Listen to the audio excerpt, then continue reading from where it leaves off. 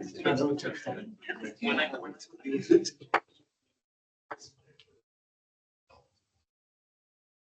you. We'll call this meeting to order.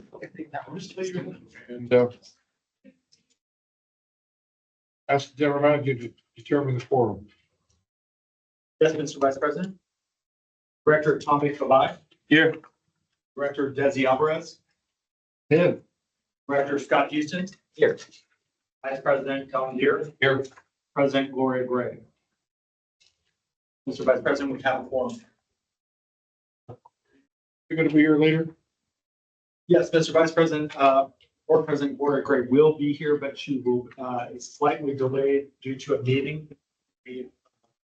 Everybody knows there's some significant traffic out there, so we do believe that she'll be here closer to 2 p.m. Let me know when she arrives, so when she arrives, she'll be here at this meeting, and we will convene for a few minutes and she get adjusted, and then she take over the meeting. Excuse me.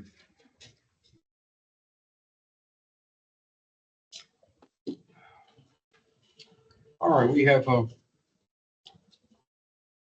of allegiance, and who's going to lead the pledge today? Well, which board member hasn't led the pledge lately? Tommy, did you lead the pledge? Can we all rise, please?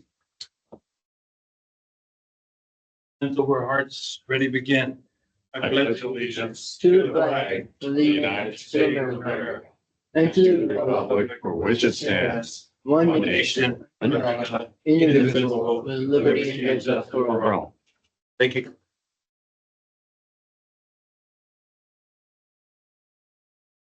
Is there any public comment? Anyone? Mr. Vice President, we have not received any requests for public comment, though this meeting is being held both in person and virtually. If there's any member of the public that would like to speak in a public comment, whether here or not, please indicate so by raising your hand.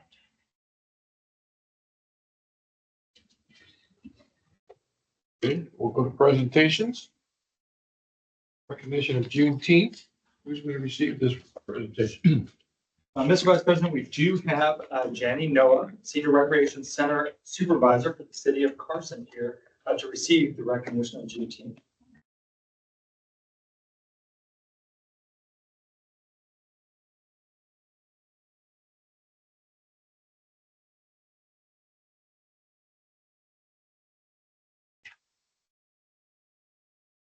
I'm real quick. I'm going to introduce my colleague, Mickey Sanchez, who's the supervisor of Mills Park, who oversees the Juneteenth event for the city of Carson. So I wanted her to be here to receive it as well. Thank you. Okay, thank you for doing that.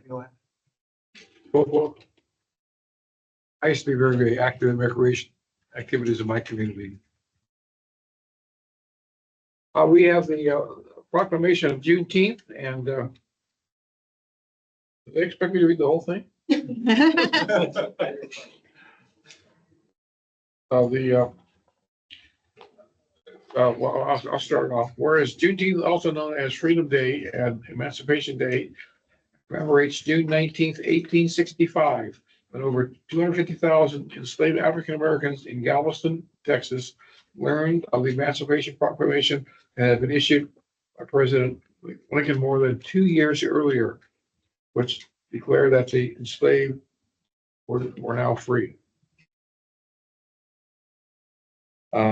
So we proclaimed that on June 19th, 2025, the directors of West Basin Municipal Water District declare and acknowledge the historical significance of Juneteenth and join in the celebration, reflection, and work towards the pursuit of freedom and equality for all. And it really was a wonderful, wonderful thing that the Union Army arrived in Texas, Galveston, and did free the slaves. It's a terrible thing that they were continued in slavery when they didn't have to do so. But it was a wonderful thing when they were freed, and we're very proud of that. So I'm going to give this proclamation to you, and let me ask you, staff person, take it over there. You take a picture, maybe over here. You ladies, come over here behind us, and we'll take a picture. We use the wall as a backdrop.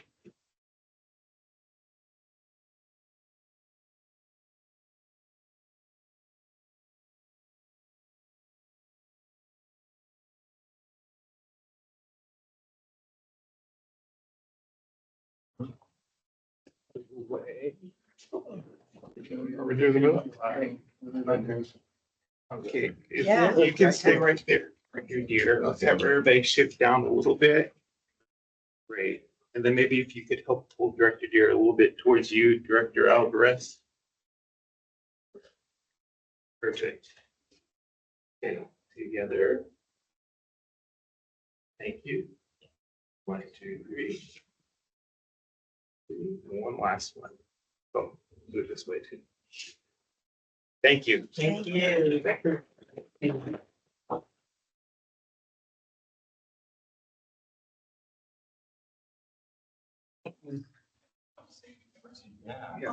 think you will, yes. Yeah, you have to do it all over again.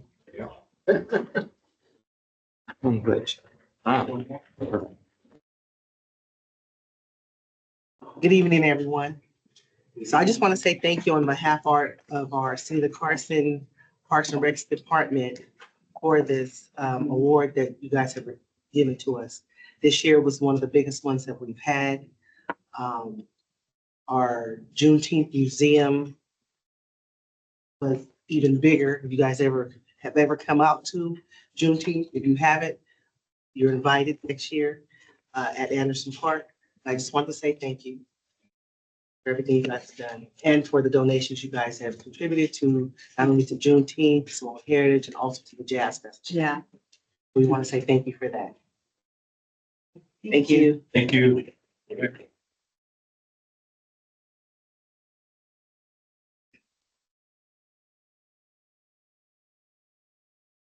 Pride Month. And whereas IGBTQI Pride Month is celebrated annually in the month of June, honor the June 28th, 1969 Stonewall Uprising that served as a tipping point for the city, for the gay liberation movement. And there's a considerable amount of history that goes into this, which I won't take the time for because we have a long meeting. But we do have a lot of interesting things in this proclamation, and I hope the recipients take the time to read it all. Therefore, be it proclaimed for the month of June 2025 that we, the directors of West Basin, recognize Pride Month as an annual celebration of LGBTQI Americans and the impact and influence of the community it has had on local, national, and international societies. And it's just wonderful to me how much progress this country has made, compared to not just 100 years ago, but just a few years ago in our own age. It certainly shows considerable amount of progress in this. We are very pleased to join our colleagues and our employees in celebrating this month. We see them. Yes, we do have Mary Simon, the Vice President and Education Director of the South Bay LGBTQ Center. And she, of course, has some guests too. We do this, go to the microphone, say whatever you're going to say, and then all three of you, please come over here and join us for a group photo. Thank you so much for having us. We are the South Bay LGBTQ Center located in Torrance, and we serve all of the greater South Bay, which is, as you know, a very large geographic region. We're sandwiched in between Los Angeles and Long Beach. So we really have a large area we service. My name is Mary Simon. I'm the Vice President, Education Director, and a whole bunch of other stuff.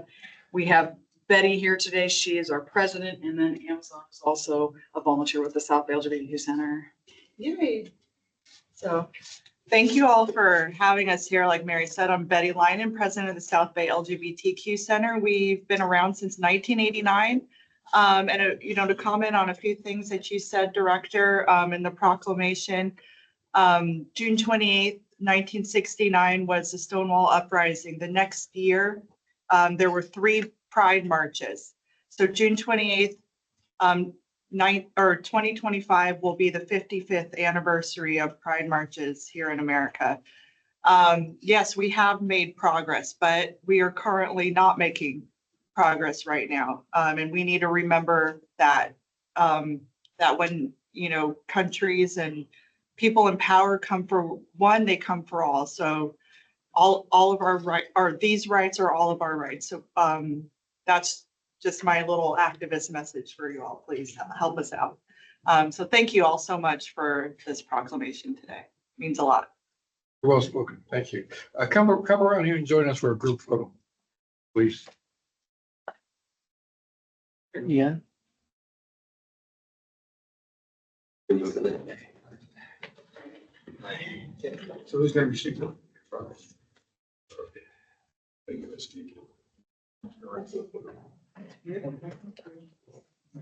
Probably just like that center. Great, great. Coming closer. Scooch, scooch.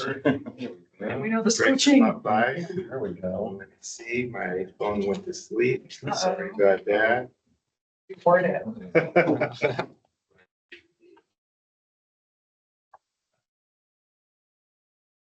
Thank you.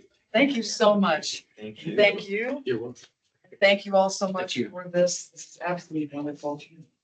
We appreciate it. We will display it proudly at the center. Very nice. Thank you. Thank you so Thank much. you again. Thank you so much.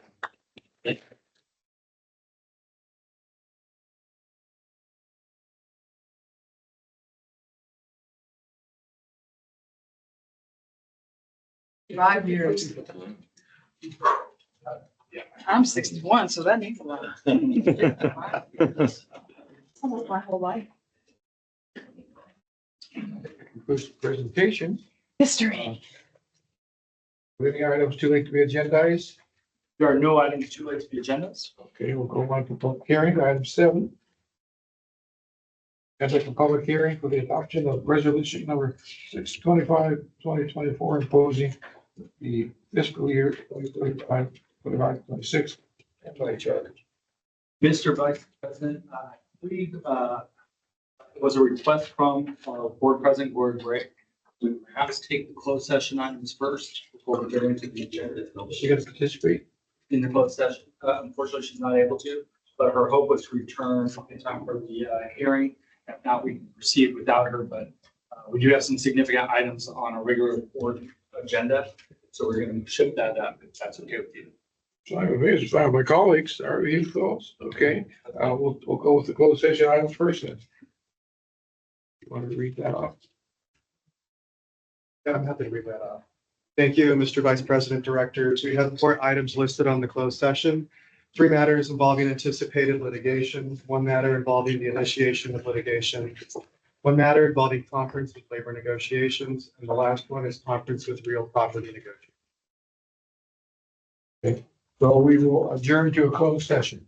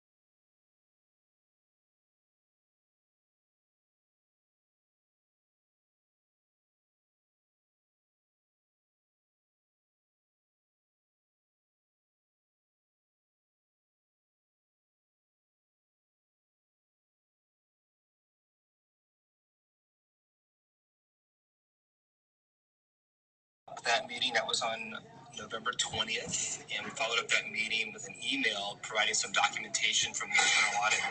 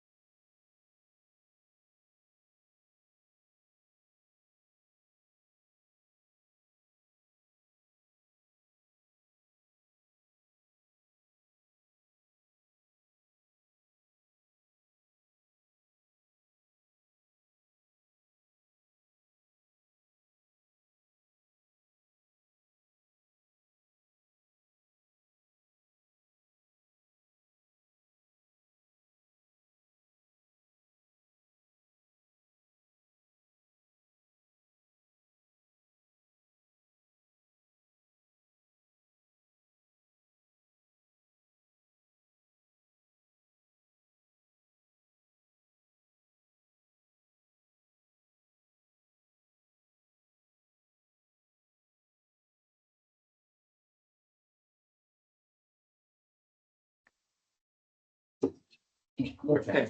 Yeah, bet. Thank you very much, board, and thank you, staff and everyone online for waiting. We will reconvene the board meeting. We were in closed session. And so, can we have a report out from closed session? Yes, thank you, President Gray, directors, members of the public, the board of directors had a closed session. Pursuant to the items listed on the closed session agenda, there's no reportable action. Thank you very much. We will go to item 7, public hearing. Mr. General Manager, would you please read the statement for public hearing? Yes, Madam President, item 7A is related to conducting a public hearing for the adoption of resolution number 06251224, imposing the fiscal year 2025-2026 standby charge. This is a public hearing to receive comments on the proposed West Basin water standby charge. Today, the board will receive and consider all comments, protests, and objections prior to the consideration of the approval of these charges. The notice of the hearing and the board's intent to consider the West Basin water standby charge was published in the daily newspaper of general circulation and posted on the district's website. The order of presentation of testimony at this hearing will be district staff, public agencies, other agencies and groups, and individuals. Anyone so desiring will be heard. To facilitate public participation during this meeting, you may email your name to the board secretary at boardsecretary@westbasin.org and may speak after your name is announced. If you wish to make a comment and do not wish to speak, email your name and comments to the board secretary prior to the close of public comment portion of the hearing, and all comments received will be read. The board will consider all testimony. However, in the interest of time, it is requested that you please limit your comments to 3 minutes. Madam President, now would be the time to entertain a motion to open the public hearing. So moved. Thank you. Let's see, there's a motion and a second. We need to vote on it. Please call the roll. Director Tommy Favag, Yes. Director Desi Alvarez, Yes. Director Scott Houston, Yes. Director Don Deere, Yes. President Gloria Gray. Yes. So with Hearing is now open. Yes, and as just read, Madam President, we will begin this with the staff presentation. For the presentation, we do have Wendy O'Kelly, our Chief Financial Officer. This item begins on packet page 6. Thanks, BJ. So the adoption of resolution number 06251224, as presented here to the board today, is required to initiate proceedings and to impose and collect the standby charge for water services. Prior to this hearing, staff did conduct an annual review, which includes reporting related to expenses, preparing an engineer's report, which is found on page 12 of your board packet, and then filing notices with LA County, adopting a resolution of intent, and then today's public hearing, and hereafter the consideration for final adoption of the fiscal year 25-26 standby charge. All of these procedures are in accordance with Government Code Section 54984, the Uniform Standby Charge Procedures Act. And with permission, I would like to read the recommendation. That the board conduct a public hearing, and after the conclusion of the public hearing, consider approving, adopting, and authorizing the president to sign resolution number 06251224, a resolution of the Board of Directors of the West Basin Municipal Water District imposing the standby charge for the fiscal year commencing July 1, 2025, and repealing resolution number 06241209. With that, I turn it back over to the board for any questions. Any questions at this point before we open the public hearing, a public comment? Any questions of the board? If not, So, any comment? Madam President, we have not received any requests for public comment. Again, though this meeting is being held both in person and virtually. As described in my previous comments, you can email board secretary at westbasin.org. However, if it would help you out, you can also indicate that you would like to speak by raising a virtual hand.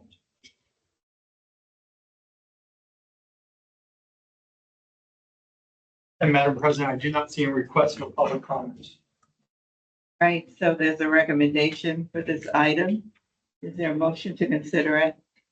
Madam President, I believe that the next item, or next step of the process will be to close the hearing before actions taken. So we have to take a motion for that. So moved. No. Second.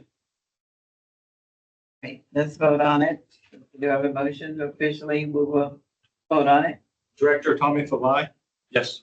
Director Desi Alvarez, Yes. Director Scott Houston, Yes. Director Don Deere, Yes.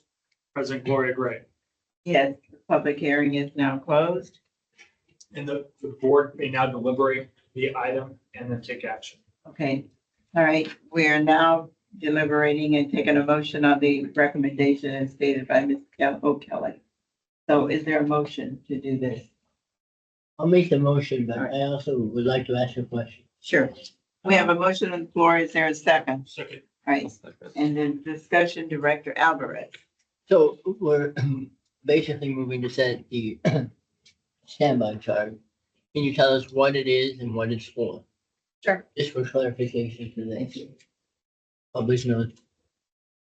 So the standby charge, basically, if I could just read some of the background that is on the staff report. So in April 1st, 2022, the LA County Superior Court approved the settlement, and pardon me if I pronounced the name wrong, Registrar versus West Basin, LACO Superior Court Case BC 684499.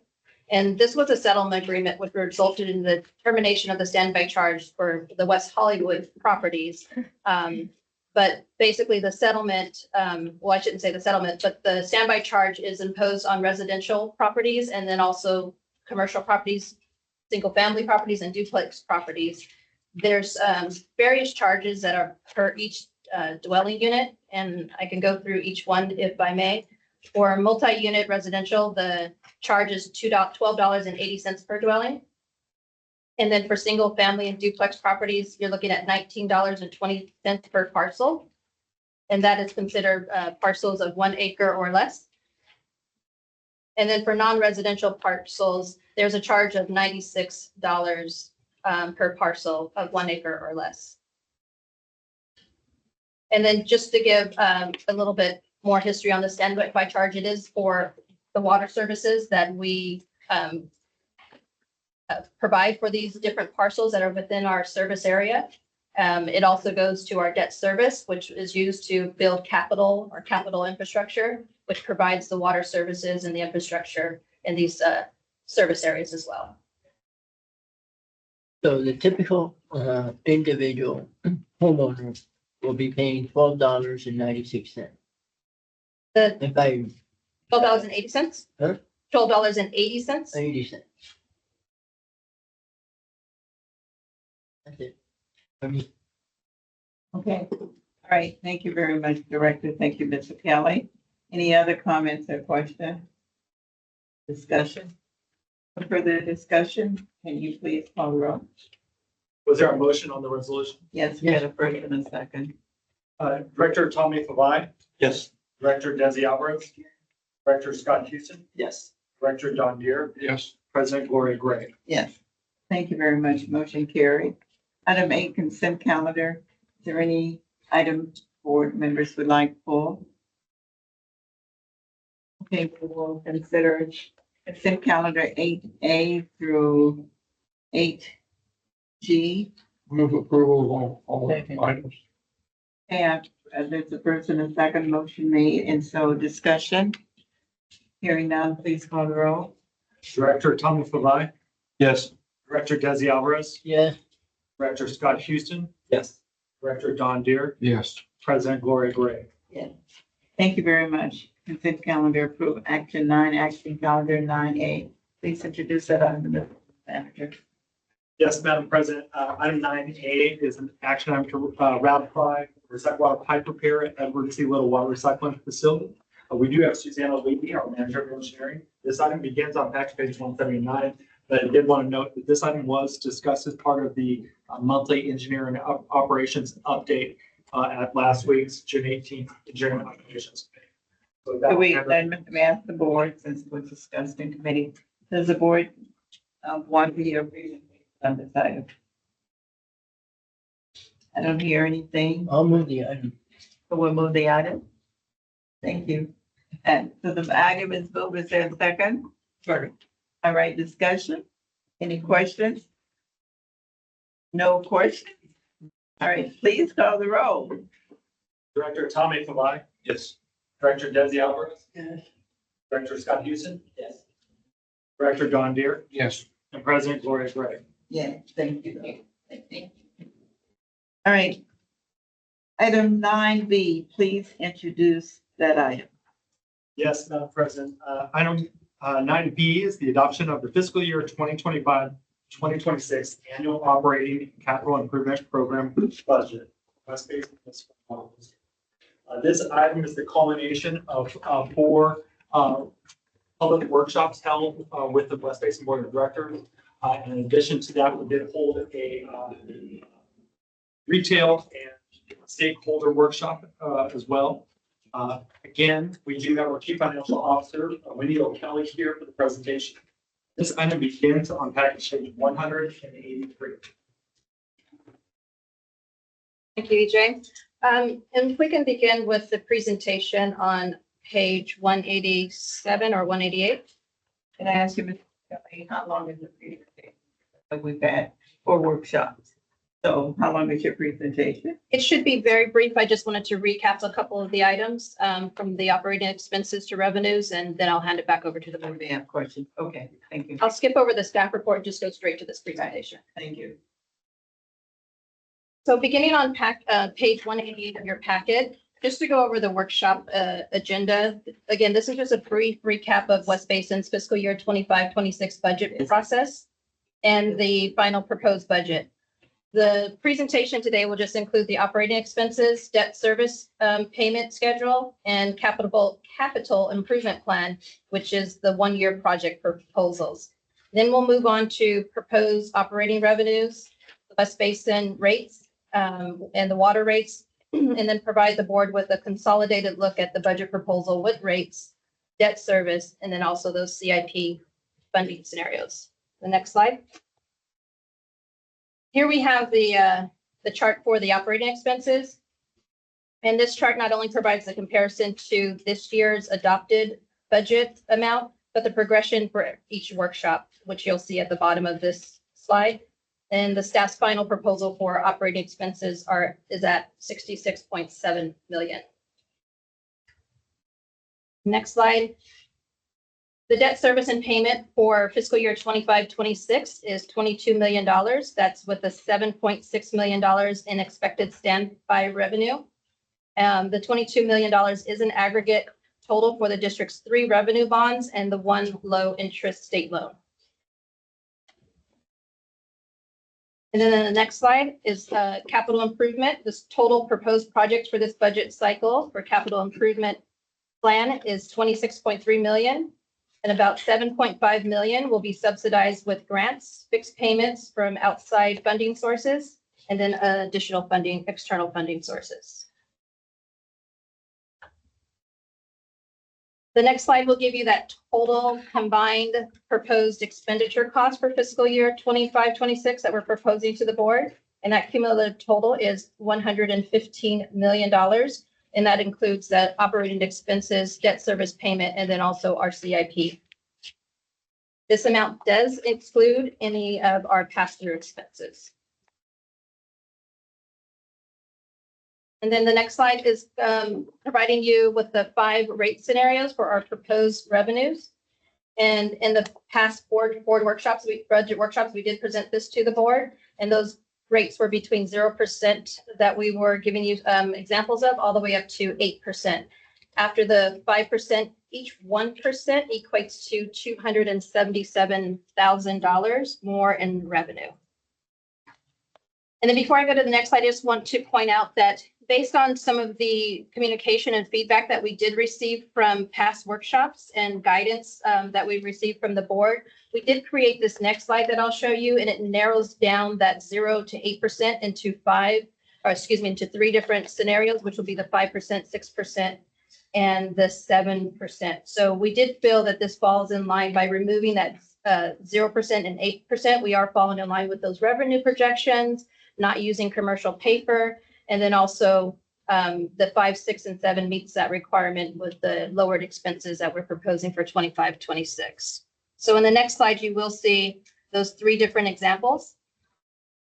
And this slide provides you with that breakdown, which is including the metropolitan rates with the West Basin RSC rate scenarios. And again, each column represents 5, 6, and 7% rate proposal.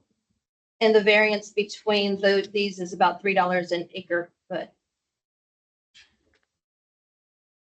To continue on to recycle water rates, using the same breakdown of 5, 6, and 7%. These are the 3 different scenarios for those customers within the West Basin service area. And then again, on the lower portion of the chart for outside of the service area. And finally, we're bringing it back to that consolidated budget view, using again the 3 rate scenarios. So everything pretty much in this chart stays the same. If you look at the right in the middle of the chart, it says net operating revenue. Those are the 3 different variances totals for after revenues minus expenditures. That is that net revenue number, or that PAYGO number should be used for capital improvement plan.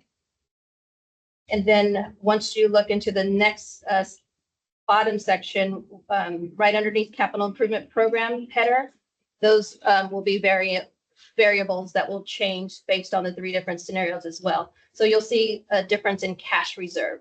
In the 5%, we're looking at utilizing 2.7 cash reserve. In the 6% scenario, it's 2.4 million in cash reserve, and then followed by 7% would bring it down to 2.2 million in cash reserve. And then just to give you an idea of the next 3 slides, the next 3 slides in your board package are page 197 through 199. These charts basically just remove those other 2 scenarios and just gives you a singular view of each percent based on, the same breakdown that you saw in the previous slide.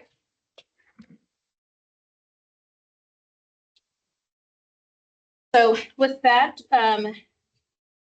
basically, staff believes that each of these scenarios presented to the board are at acceptable levels to satisfy our thresholds for the proposed expenses for 25-26, debt service payment, and the capital improvement program. And with permission, I'd like to read the recommendation. Please. The board of directors will consider adopting the fiscal year 25-26 annual operating and capital improvement program budget, and consider adopting the fiscal year 25-26 water rates and charges to include either scenario 2, the 5% increase for the reliability service charge, or scenario 3, the 6% rate increase for the reliability service charge, or finally scenario 4, the 7% rate increase for the reliability service charge. That concludes my presentation. Thank you very much. Is there a motion to consider the items for discussion? Is there a motion? So move. Right, second, anyone second? Second. Okay. Question. Comment or question? Do you have any questions, anyone? So what are we're looking at the different recommendations, right? The 3. Correct. Okay, so we need someone to make a motion relative to any of the 3 I have some comments. comments first. Let's do the comments first. Okay, first, I do want to address the issue of raising the rates. And we're presented today with a 5, 6, and 7% scenario. And there's not really much difference, but there is a difference. So I want to point out, we've had this discussion and talked about it at our last workshop. So I won't go to much length in it, but our water rates are getting pretty expensive. We're over $2,000 an acre foot after basically January 1, even if we did 0% increase, which we're not considering. But at 0%, our water rate will be up over $2,000 an acre foot, just because we have to pass through the MWD rate increase, and MWD's rates will be going up. So if we did nothing today and kept the rates at 0%, um, our customers would actually see a rate increase in, January of 7.6%, just the pass through for MWD. So when we're talking about a 5% increase, we're talking about an increase above and beyond an increase that's already something that we have no control over. So we need to be very cognizant of the fact that we have to manage the budget. And I think we've done a very good job this past year, and that the budget expenditures came in under budget, which is kudos to all of the staff for doing that. And that we continue to focus on that in this coming year of managing our expenses. And I also appreciate that our projected expenses are not much greater than our existing operating expenses. They went up by a very small amount. So again, I'd like to congratulate everyone for all of the work that has been put into that in keeping the expenses down. I am a little bit concerned about the capital expenses, some of which are a little on the high side. And I want to be able to remind everybody that we do have to manage that without incurring any additional debt. Because our debt is something that we continue to deal with, and we will for the foreseeable future. We need to manage that debt expense. So not adding to debt is, I think, to me, it's a very, very important item. It's one of the best ways we're going to be able to control our budget. So with that, I don't like raising rates. I think I could probably support the 5% rate increase. And I think that if we didn't do a 5% rate increase, we could live within our means, but I should support the 5% rate. Right, before I make comments, any other comments? Director Houston. I do concur a lot with what Director Alvarez said. Thank you. Even almost. We always have to help each other.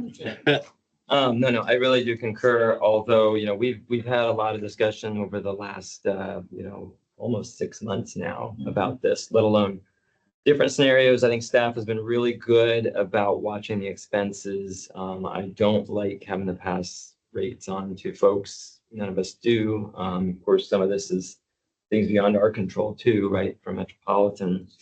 And then the fact that just everything's going up. I'm really concerned, of course, about our cash reserves.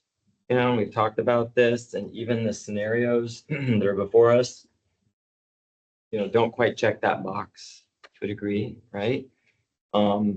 I would like to go a little bit further, though, than what I think Director Alvarez is suggesting. I would be okay with scenario number 3, the 6%.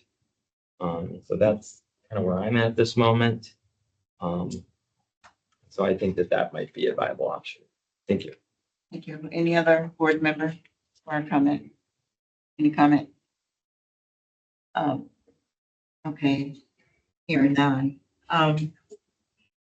First of all, let me thank staff. I mean, we've had very thorough and great presentations about our budget over the last few months. We've had, I think, 4 workshops the general manager has stated, and so we've been thoroughly informed. We've asked questions and staff has been responsive. You've heard board members acknowledge the great, the fact that you've been very conservative in terms of your expenditures and so forth this past year. So we're very grateful to staff for that and general manager. I think everyone realized affordability is very important to our constituents, as you've heard, both board members, as well as all of us believe that. I do believe that, Director Houston mentioned our reserve. That's a concern for me because our reserves really indicate a lot about our rating, and that our rating, I believe, has been affected. And so I think we all can say we're conscious and very sensitive of affordability, but I would support a little cushion more than the 5%. I agree with Director Houston's perspective on it. So I would support the 6%, because I think we do need a little cushion. I've had pretty thorough conversations with the general managers. I'm sure anyone can do that, but, I've asked questions about risk and the future, things that we have no control over. And so I'm inclined to be a little more, concerned about having a little more cushion. So I would support the 6%. And so if no other discussion, is there a motion for either 5 or 6? I'll move 5%. Okay, is there a second on the 5%? And here, He was asking me if I wanted to second his motion. I said, no, I'm gonna go for 6. oh, okay, no second on that motion unless someone else wants to do that. Okay, then that motion fails for lack of second, so we'll have another 6%. If that's the only other thing on the table. Is there a motion for 6? Move it. All right, I'll second that. second. Any further discussion on the 6? I just want to point out, excuse me. That the difference between 5 and 6%, your debt ratio is 1.74 at 5%, 1.75 at 6%. Okay, thank you, Director. Okay, with that, let's call the roll. Director Tommy Favai, Yes. Director Desi Alvarez. No. Director Scott Houston, Yes. Director Don Muir, Yes. President Gloria Gray. Yes. Okay, that motion passes. Thank you very much. We will go to the next item. That would be 9C, 3C, item please. Yes, Madam President. Item C is adopt resolution number 06251225, fiscal year 2025-2026 water rates and charges. For this presentation, we do have Wendy O'Kelly, our Chief Financial Officer, and this item begins on packet page 202. Thank you, EJ. On page 202 for the adoption of the resolution for fiscal year 25-26 water rates, the board just approved 6% for fiscal year 2025 through 26. So effective July 1st, 2025, West Basin's reliability service charge found on page 202, the bottom of page 202 of your packet, and 203 was approved at 6% to $321 per acre foot. And then in the middle of page 203, that combined with the rates for metropolitan rate for imported water, that will be adjusted at 6% using the middle structure, 1,917 acre feet beginning July 1st, 2025, and then it will move to $2,063 an acre foot on January 1st, 2026. Continuing at the bottom of the page, 203, the capacity charge will see an increase from 11,933 per cubic foot per second to 12,265. And that will be effective January 1, 2026. And then continuing on to the fixed service charge, the amount for fixed service charge is $7,373,684. Then on page 204, recycled water rates for 25-26 will be effective July 1st, 2025. And the approved rate for the inside the West Basin service area is $2,027. And then outside the service area, the approval was for $2,127. And again, that will conclude my presentation. With your permission, I'd like to read the recommendation. That the board approve resolution number 06251225, a resolution of the Board of Directors of West Basin Municipal Water District relating to water rates and repealing resolution number 06241211. Thank you. Is there a motion? So move. Second discussion? Just a point of clarification, so Yeah. we're basically adopting the 6% rate by this motion. That's Or- my understanding, yes. Just for clarity, that is attachment B to the staff report. Thank you. Anything else? All right, please call the roll. Director Tommy Favai, Yes. Director Desi Alvarez, No. Director Scott Houston, Yes. Director Don Deere, Yes. President Gloria Gray. Yes. All right, thank you. Motion passed. Item 9D. Yes, Madam President, this item D is to adopt a support positions on Senate Bill 454 by Senator McNerney and Senate Bill 682 by Senator Allen. This item was heard at a Water Policy and Resources Committee or Water Policy and Legislation Committee earlier this month. However, due to a lack of quorum, this item was placed on the action calendar, though the two present members did recommend a support position for this item. We do have Augustine Hahn, our Water Policy and Resource Development Analyst, available for a presentation if the board wishes to hear a presentation. Any member of the board wish to hear a presentation? I don't need a presentation, but really quick, a summary of what each respective bill does. Each of the bills? Yes, sir. Summary. Yes, absolutely. Yes, so SB 454 is the bill by Senator McNerney. This would create the PFAS mitigation fund within the state treasury, and it would authorize the state board to expense those funds. Just to keep this brief, agencies in support include Metropolitan Water District, CMUA, CSDA, and AWWA as well. There has been no opposition filed throughout the process, and I believe this has been passing unanimously through all of the policy committees and also on the Senate floor so far. And where's the funding that the state's where's the funding gonna come from that the state's gonna be putting into this fund? Yeah, so I think under the current language of the bill, there hasn't been a defined funding source.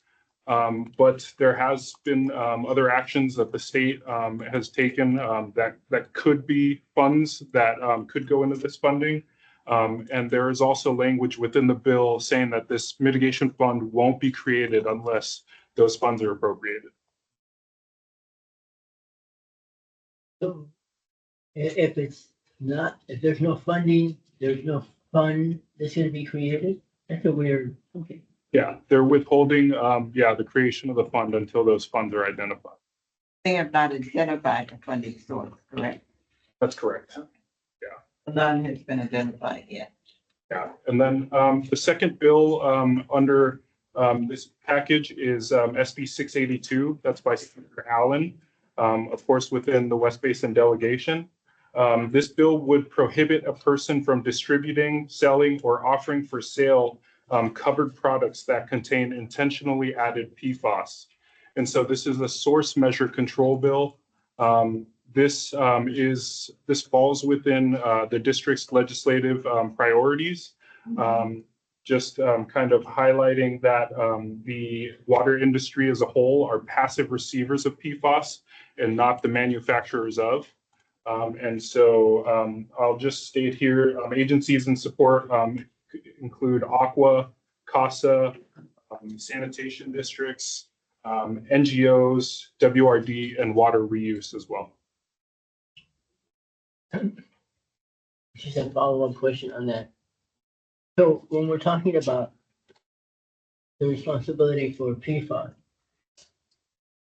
do we understand that when you buy a waffle maker, that has PFAS, right? So how does that, who gets exposed to liability when they sell that product? Or is, what happens? Because I don't understand that part of this bill. It says that you will hold parties responsible to trade in PFAS and move it forward. And yet I look at a lot of them, commercial appliances, and they all have coatings, and all of those coatings have PFAS. Yes, and so, yeah, the intent of this bill is to basically source control those products that include the intentionally created PFAS. There is a provision in the bill that says for products with unavoidable uses of PFAS, including, I believe, some pharmaceutical products that require PFAS within them. They do make a process to get a permit to be able to sell those products. So again, for small appliances and a lot of day-to-day appliances that people use to buy and trade and sell, where do they fall? Does this bill say that that is something we're going to basically have to stop manufacturing and selling? That's my understanding, yes.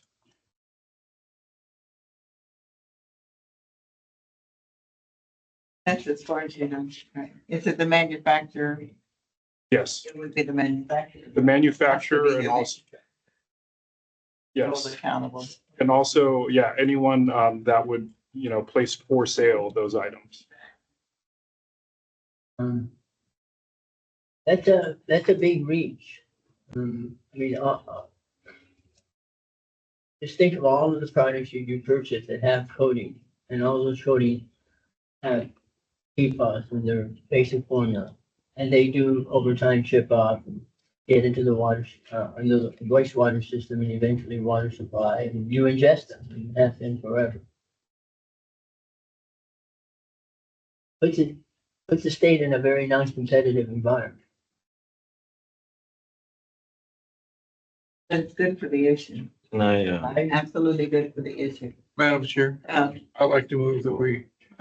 can I interrupt before he does? Done, as soon as I hear, Scott, then we're gonna move. Yeah, okay. Yeah. Scott. I just wanted to say, I am a little bit more aligned here with Director Alvarez on this because I just don't understand this bill and the potential unintended consequences, quite frankly. I do see some of the folks that support it. I think Aqua, is that one there? So, which is interesting. I usually trust Aqua. But that being said, I think what I'd like to do today is only look at supporting the first bill, and let's maybe table the second one to another time, because I think we need some of those other questions answered. Are there carve outs? Are there provisions? How does this affect products that are, whether they're gonna be made in California or do they get imported to California? Because there's a lot of products that rely on this. People rely on every day. So I don't have enough information, quite frankly, to vote on this one today. So I'd rather take only the first one, Madam President. Okay, we'll consider doing that, but I think the questions need to be very specific because I'm sure that you'll have to go back and talk to the authors, folks about it, if that can be answered. So if that's the decision of the board, then we can do that and then come back and consider it. So it's not off the table for consideration. If we do decide that as the board. So right now, there's a motion. I think we should move. Well, let me deal with this. There's a motion on the floor, correct? I didn't hear one. Did anybody ever make a motion? I tried to. I could So come. okay, there's no motion on the floor. So right now, Director Houston suggested something. So do you want to make a motion Sure. for that? So Okay. I'll make a motion that we support the first item Well, let's first make a For staff- motion to. for staff recommendation. Staff recommendation Yeah. includes both, right? They So had let- both, but I'm just saying, let's do one. only. Yeah, but let's have a motion on the floor to separate the two items and then we can vote on it first. We need to do You that. want a motion to split the item? Yes. I'll move. Is that what we need to do, attorney? It sounds like, so we have an individual motion by Director Houston. That motion is for support or approval of the first legislative item, which is SB 454. So that's the first motion. We do not have to take a motion to separate it. We That's just correct. vote on, okay. So the first motion is to support which one? SB 454, McNerney. That's not the PFAS. I mean, that's not the manufacturing part, right?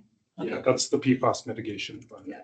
Okay, so there's a motion on the floor for that one. Second. Hold it. Did Yes. you move to support the PFAS mitigation? No. Just the Can first, Can you state the first part of the first, bill? What's the first one? The first one is SB 454, and that's the PFAS mitigation fund. Mitigation? yeah, So is that the one that you're concerned about in terms of more questions? No, not, Okay, that's not the one with all the questions, okay. So that one is on the floor. We have a motion. Is there a second on that motion? Second. Okay. Any further discussion? If not, please call the roll.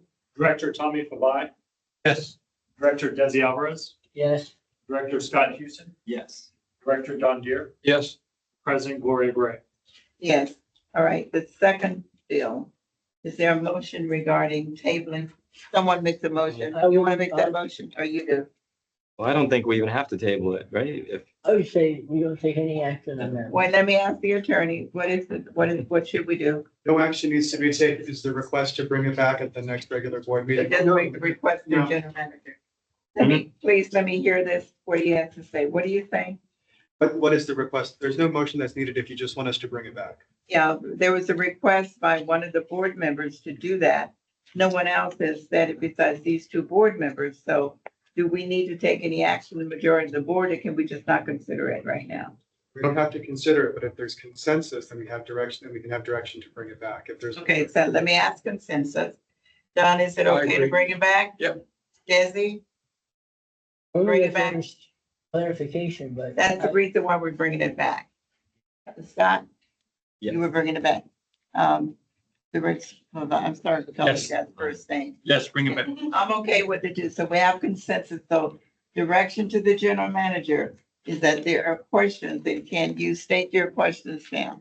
Yeah, sure. Okay, I think I already pretty much said it, but basically, we need a better definition of what's in the bill and what are the potential unintended consequences, especially for manufactured products like Director Alvarez was talking about. There's a lot of cookware and other things that are used. So the question is this going to inhibit that or prohibit that from being purchased in the state of California, manufactured in the state of California?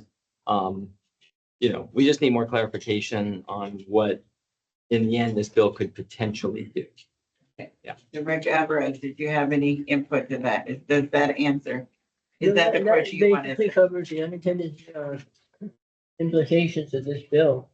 And there are many, and I think it really not only addresses national manufacturers, but there's probably a lot of manufacturers in the state of California that manufacture products with PFAS coatings, or PFAS is part of the coating process, a formula, and they're going to be severely impacted.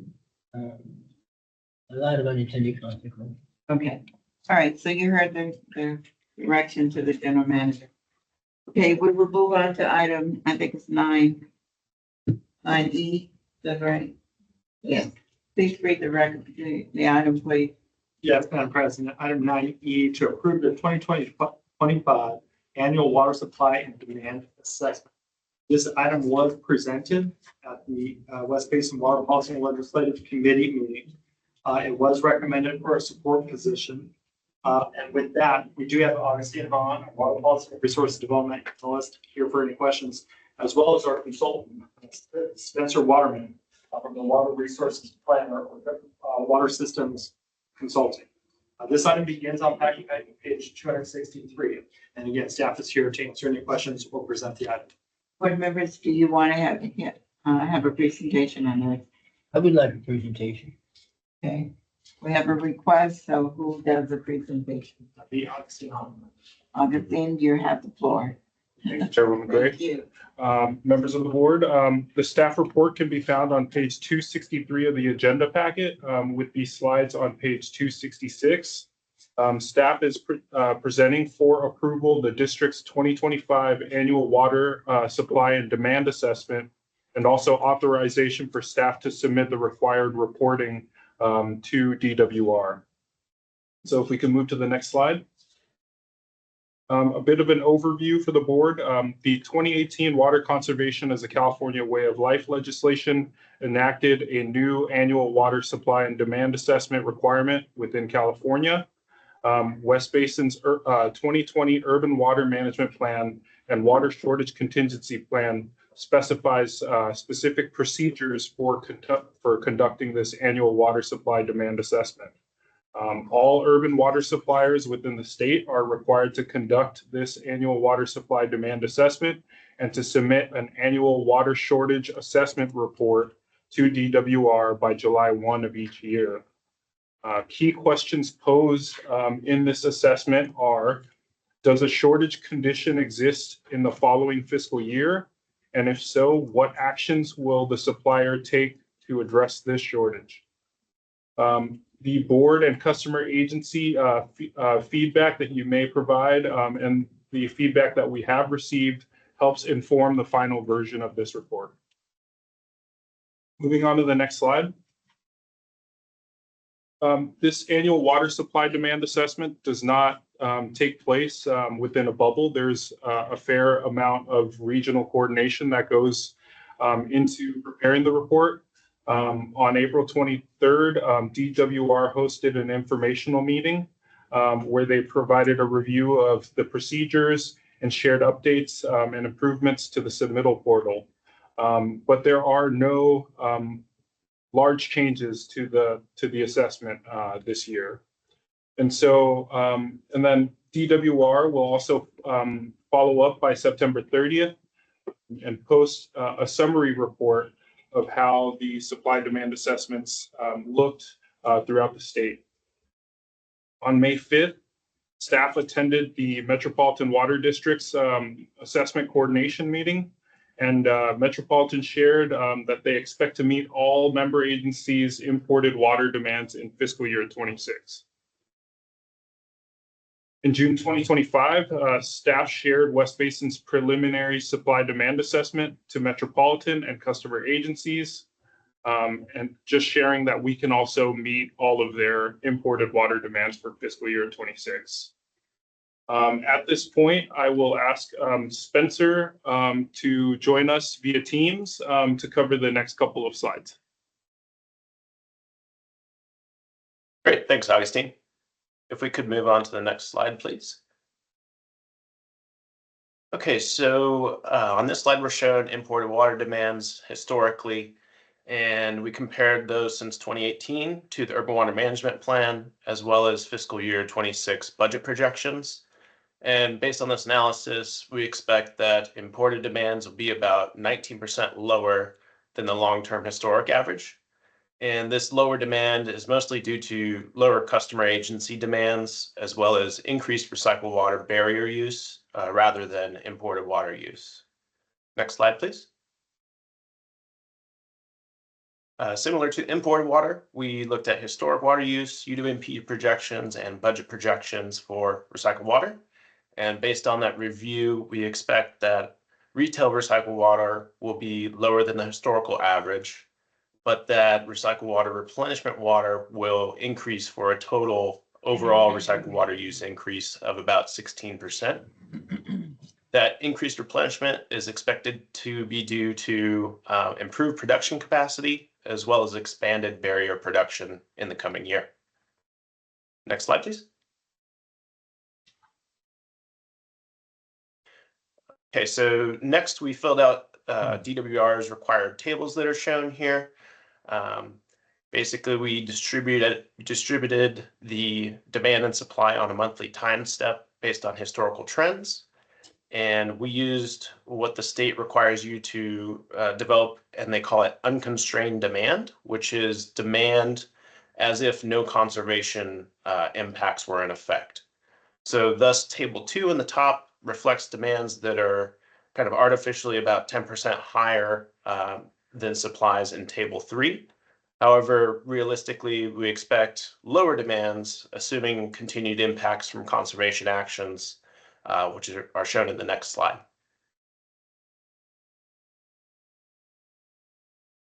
All right, so as I mentioned, table 4, the one shown here, shows higher potable demands than expected. That would realistically be reduced by about 10% due to conservation actions, which are shown in the yellow highlighted row, where it says benefit from WSCP. WSCP is short for Water Shortage Contingency Plan. And thus, we expect that supply will meet demand. Additionally, we also expect that non-potable supplies will match demand. And next slide, please. Lastly, table 5 shows the Water Shortage Contingency Plan, shortage level 3 actions that will continue to prevent demands from rebounding to historically higher levels that we saw around 2018. Based on the information from Metropolitan Water District, we don't expect any supply reductions. And we don't expect that any drastic conservation beyond what is already in place. Basically, we don't expect anything in addition to that. So with that, I'll turn it back over to Augustine for the next slide. Thank you, Spencer. And just as far as the next steps that staff would take is just to continue receiving feedback from our customer agencies based on the draft that we shared. If the board has any feedback, we'd be happy to incorporate that into the report as well, and just consider any other changes that we would need. And I'll just go ahead and read the recommendation for the board. And that is that the board approve the district's 2025 annual water supply and demand assessment and authorize staff to submit the annual water shortage assessment report to California Department of Water Resources by the July 1, 2025 deadline.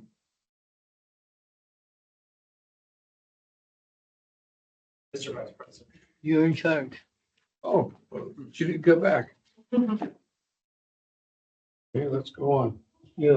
Are you open for discussion on this item? Yes, I am. Okay. Go right ahead. Yeah, Um, busy, go ahead.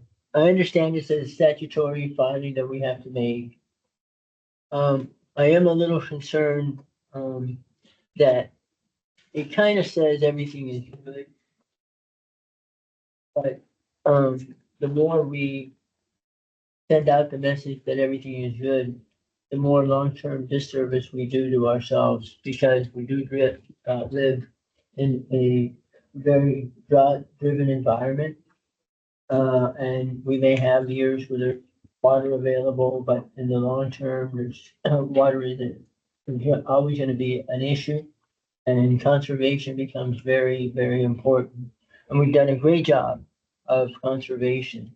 I would like to see, to the extent that it can be done, and I think you can tweak this a little bit, that we push more conservation items in this file. And I want to just remind the board that we should stay committed to conservation and continue to really push that. And that our next big effort should be in turf replacement and outdoor water conservation. That there's tremendous opportunities to continue to reduce the demand in that area. I noted that we are going to increase the recycled water sales through primarily replenishment water, which would be great. I hope to see that happen. But I'll hold my cynicism in place on that one. Scott, did you have something? I do not. No comments directed here. I have no comment. Where are we on this agenda? So you need a motion on this one? Are we at item 9E? That's correct. Yes. Yep. We don't have a motion on it? So you want to make a motion? I'll make a motion. Go ahead. I'll make a motion for the staff recommendation with the caveat that you go back and augment the report or modify the report to increase the emphasis on conservation. In fact, I think that can be done the way I read it. That would not change the analytical, the data portion of the water supply.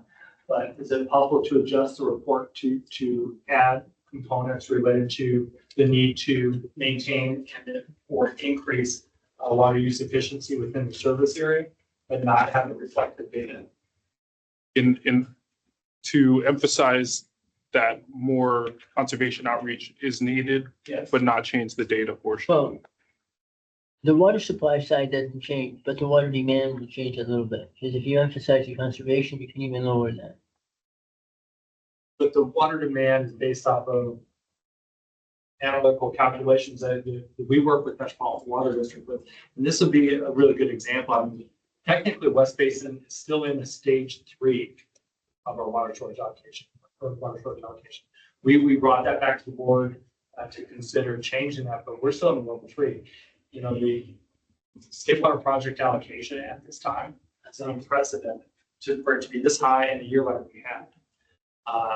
You know, I know we talked about the Colorado River Aqueduct in a little bit, but I think that the data is our projections are our assessments of what our needs are.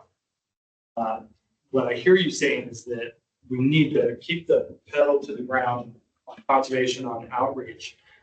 But as far as the component meeting the legal requirements, it's what's our total demand assessment, and is there a water supply to meet that demand? Agreed. As I stated earlier, our water supply situation is very good. We are blessed right now. That could change next year. You never know. And that's the whole point. We cannot fall into a false sense of security because we actually this will be the third year where we're kind of amazed that we're in the situation that we're in, and it's all really good. And I think that's great because it reflects on the efforts of better water management following the 22-23 drought. And so we are in a good state. We need to always keep in mind that these times will not last. Our long-term projections are with climate change and so on, that water is going to continue to become more and more precious. And we do need to keep conservation in mind. And to the extent that we need to emphasize that in this report, and I think it can be, the way I read it, you can make enough tweaks to it to continue to emphasize that. That was where I was headed. And that was my motion. And I agree with your sentiment of what you're saying. I just want to make sure, Spencer, did you hear all that along with Augustine? And do you feel comfortable that we can make those tweaks in order to meet the request? Yes, I did have we could make. Go ahead, Spencer. I was just gonna say, I did have a hard time making out that last part about the requested adjustments. Unless you might have heard of Augustine. I can just paraphrase. I think what he's saying is that the need for water use efficiency persists, and West Basin really needs to emphasize that. What he'd like us to do is document that or incorporate that into the report. But that push on our water use efficiency effort should add an additional decrease to our demand. And he would like that reflected in the report. And I'll second the motion and turn the gavel over to our chair who's heading up the meeting again. And we're on item 9E, right? 9E. So there was a motion. And we have a second, I have a motion and a second has been made on the item, yes. Thank you. Any further discussion about the direction that's been Can you set? just reread Yes. what it is What it is. exactly? And is that going to really complicate this further from what we were trying to get accomplished? Well, what we're looking to do is approve the assessment. What we heard is a motion to approve the assessment, but to fine tune the demand based off of an increased emphasis on water use efficiency. Does that mean What is you that? go We in would and have to change go more? back to our Yeah, let's go consultant back and tweak it. and make some adjustments to the. Let me ask a question, please. Like, how much work is that going to be? Is this really necessary? I think we could have a conversation about this type of thing separate than this report that just goes into the state. But can staff enlighten us? How much more complicated this going to be now? I can't speak directly to the work that WSC would have to do. I think one of the options that we can do is when we take a look at the unconstrained demand, that theoretical demand number, we've taken the option of increasing that our demands by 10% to create this theoretical demand number. We'd be happy to increase that number to 15%. To show, that we need to do more conservation and the value of conservation outreach be heightened in that way. The question was how much work will this entail? So what is that? I don't think they. You probably don't know. Is that the answer? You don't know? Do you have any idea? Does the other person have any idea what this means? I see Spencer online. Spencer. Want to respond? Yeah, going the route that Augustine is saying, where we're, assuming that if the existing conservation programs were not in place, demand would be much higher. If we were going that route and incorporating that, that wouldn't be a lot of extra rework. However, if you were to reanalyze what the projection is, that what you think is realistic in the future, that would require quite a bit more work. And really, we're looking about a year ahead. And so what this report is responsible for doing is looking at short-term shortages, whereas the urban water management plan, which will be due in July of 2026, after this year-long projection period, that really looks longer term, and it looks at your long-term conservation programs. So I think that's the key way to address that issue, but that's just my opinion. So you're suggesting the suggestion is more the short term, and the long term would be doing this with the urban management plan, water plan? That would be my suggestion. That's correct. Does that answer It answers my my question, what you said? Yeah, I mean, look, I totally agree with Director Alvarez's sentiments, but in all honesty, if this is gonna make this a more complicated process when it's a report that just goes into the state, I don't see the need. So I would just support the normal staff recommendation, but we have a motion on the table in a second, so I'll vote against the current motion at this time. So Okay, let me just ask you. let me just clarify, so that we don't have to, I don't anticipate having to make this a major work item. I didn't see it that way. Just to focus on the narrative on the conservation side should not be a big issue. Do you agree or disagree with that? I don't think you heard, you can speak, are you asking? If it's within the narrative, that's easy to do. When you get into the So analytical. let's just limit it to the narrative. Okay, you're limited to the narrative, so is that an issue for you, Director Houston? No, if it's just narrative, I think we can live with that. Okay, so that's what is on the floor. So make sure that is the motion. So the maker and the second understand that. So that's what we're voting on. Restricted and limited to the narrative. Okay? Right, and this second was Director Deere, I believe. Okay. Director Deere, you understand that we're only dealing with? Yes, I do. Okay, great. Thank you. So now we can vote, please. Yes, Madam President. Director Tommy Fabay, Yes. Director Desi Alvarez, Yes. Director Scott Houston, Yes. Director Don Deere, Yes. President Gloria Gray. Yes. Okay, thank you, everyone. Let's see, we're on 9, is that right? That's correct. 9F, please. Yes, Madam President, this item is to approve the sponsorship of fiscal year 2025-2026 community outreach events. This item, I believe all three were heard by the Finance and Administration Committee earlier this month, and were recommended to move forward with the approval. So we do have Lisa Vasquez, the Deputy Board Secretary here, to answer any questions or to present the item if you'd like. There are any requests of board members to present the item or any questions at this morning? Hearing none, can I have a motion to consider the item? Motion.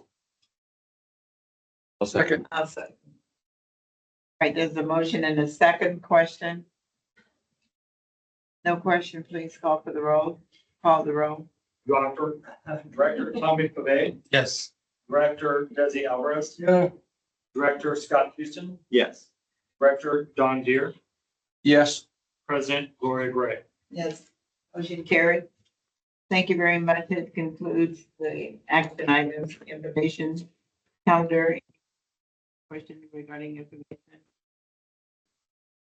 Is that Madam President, I would only add that during this month's Engineering Operations Committee, the committee did request a update on the recycled water treatment facilities O&M services contract transition.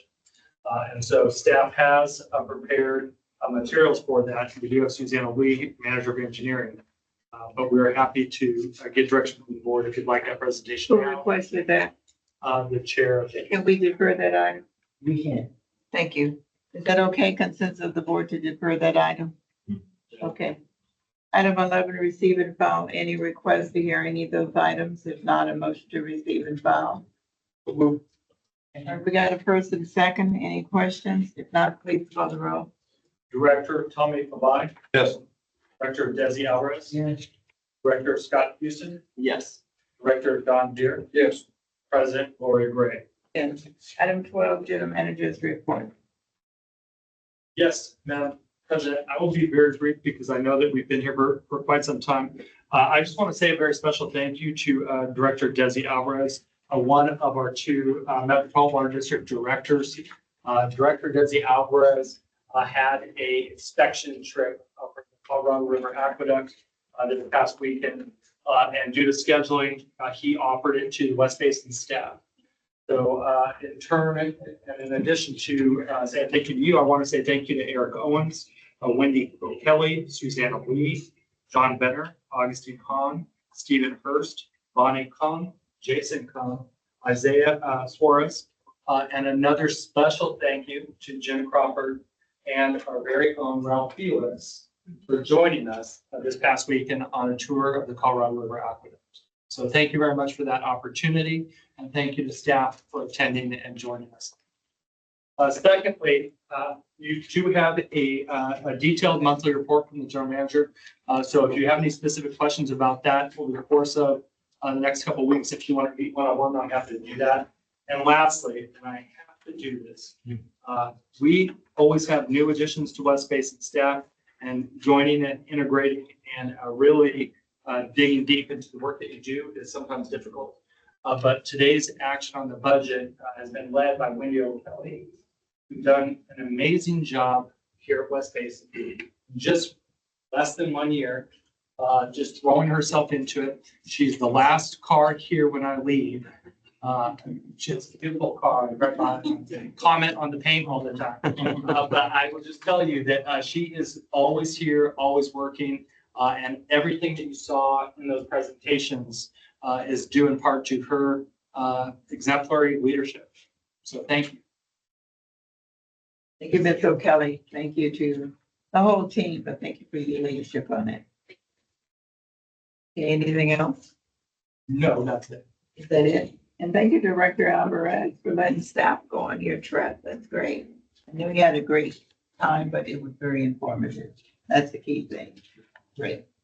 All right, we will go to item, general counsel. Yes, I have nothing to report, Madam President. thank you very much. Item 14, AB 1234, reporting compliance. Any reporting compliance actions?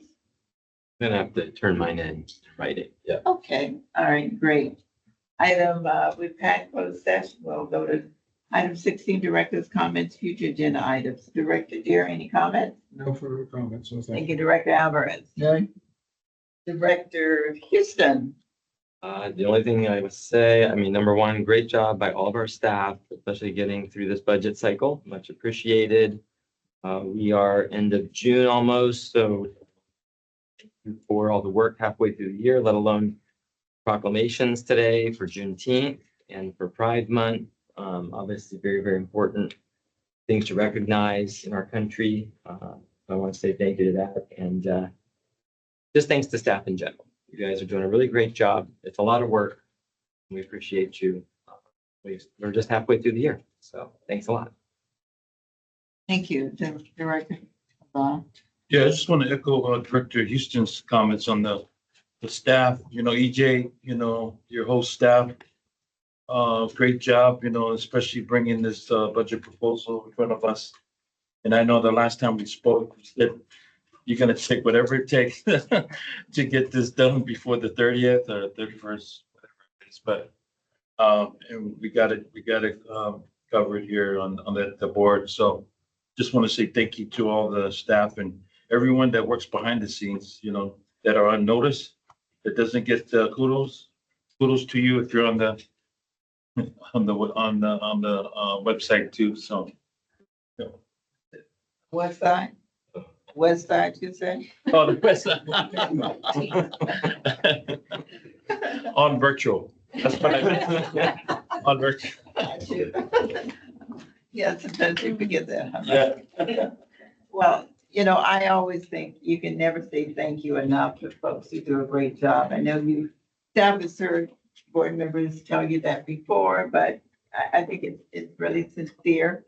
Certainly the budget process was a very thorough process. I'm sure it was, everyone on the team was hardworking. I mean, each has already talked about Mr. Kelly being here late, but I'm sure everyone in the team contributed greatly. And she's shaking her head to acknowledge it, you guys. So, but it's always, a real process to go through the budget, right? Because it's so important to what we do.